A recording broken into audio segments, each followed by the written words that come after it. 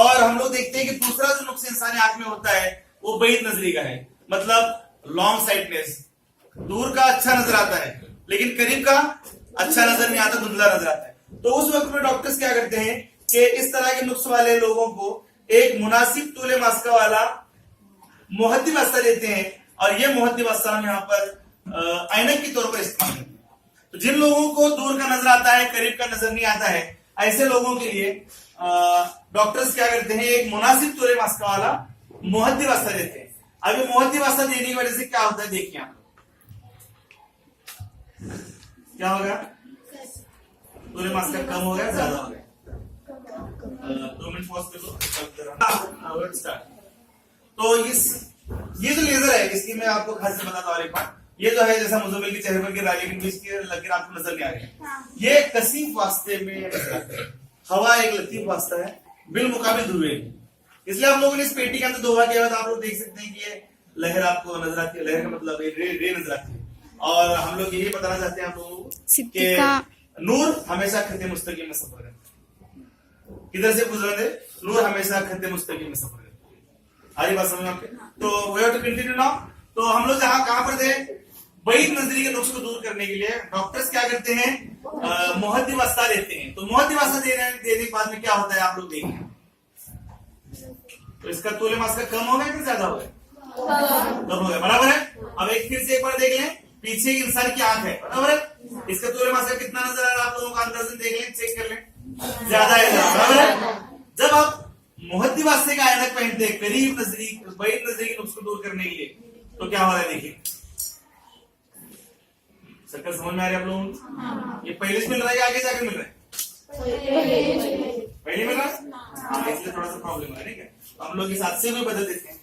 बीच का जो हादसा है वो प्रॉब्लमेटिक है, तो ये भी हमारे बात समझ में आ गई। इसका तूले मास्का यहाँ मिल रहा है, तो ये तूले मास्का तो हम लोग इस्तेमाल कर ही नहीं सकते ना ऐसा है ना। तो हम लोग क्या करते हैं, डॉक्टर बन जाते हैं और नया एक पतला अच्छा लगाते हैं। जितना अच्छा मोटा होता है उतना तूले मास्का कम होता है, जितना अच्छा पतला होता है उतना तूले मास्का ज्यादा होता है।